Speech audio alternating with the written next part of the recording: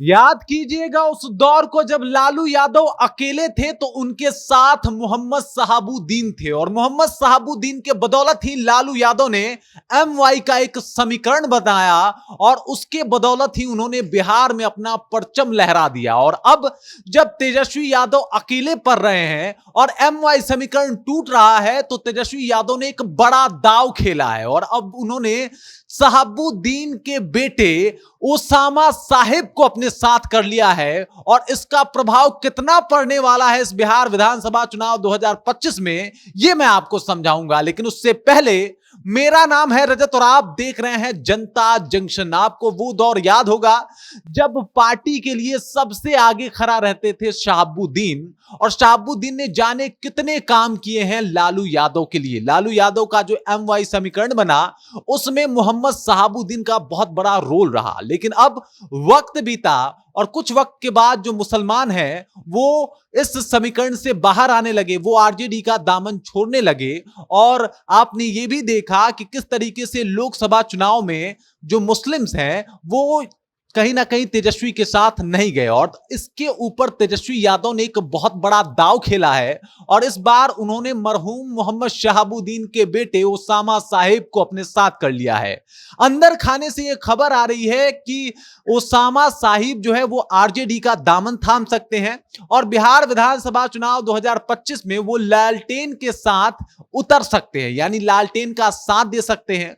Osama Sahib जिनका अपना क्षेत्र में काफी दबदबा है, मोहम्मद शहाबुद्दीन के बेटे हैं और इस वजह से क्षेत्र में उनकी काफी पहचान भी है। जब वो चलते हैं और उनके पीछे का जब काफिला चलता है तो लोग देखते रह जाते हैं। और इन्हीं सब वजह से तेजस्वी यादव कुछ ऐसा करने वाले हैं जिस वजह से एक बार फिर से जो एमवाई समीकरण टूट रहा है वो एक बार फिर से संगठित और सम्मिलित हो जाएगा। मतलब ओसामा साहिब के आ जाने से जितने भी मुसलमान वोटर नाराज हैं, हो सकता है कि तेजस्वी यादव के पक्ष में आ जाएं, आरजेडी को एक बार फिर से सपोर्ट करने लगे। हालांकि अगर लोकसभा चुनाव 2024 की बात की जाए तो हिना साहब को टिकट नहीं मिला था और हिना साहब को टिकट जब नहीं मिला था तो उन्होंने निर्दलीय ही सिवान के लोकसभा सीट से चुनाव लड़ लिया, लेकिन वहां से भी उनको हार का सामना करना पड़ा और कई बार वो चुनाव हार चुकी हैं। इस वजह से हिना साहब भी अंदर अंदर ये चाहती हैं कि ओसामा साहब आरजेडी का दामन जो है वो थाम ले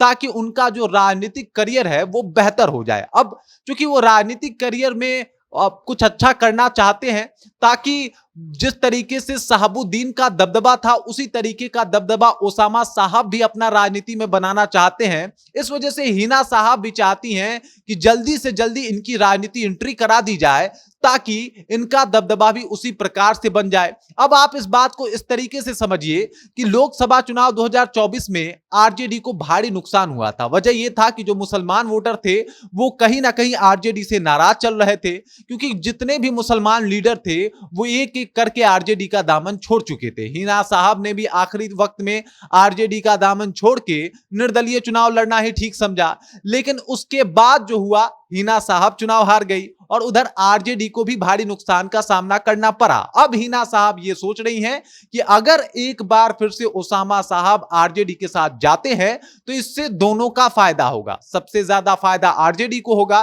कि जो टूटता हुआ उनका एमवाई समीकरण है वो एक बार फिर से संगठित हो सकता है और वहीं ओसामा साहब की राजनीति एंट्री हो सकती है और वो अगर चुनाव जीत जाते हैं तो उनका कद भी आरजेडी में काफी बड़ा हो सकता है। अब आप समझिए इस बात को इस तरीके से भी कि जब मोहम्मद शहाबुद्दीन लालू यादव के साथ थे तो उनके हर एक काम में उनके साथ दिखाई देते थे।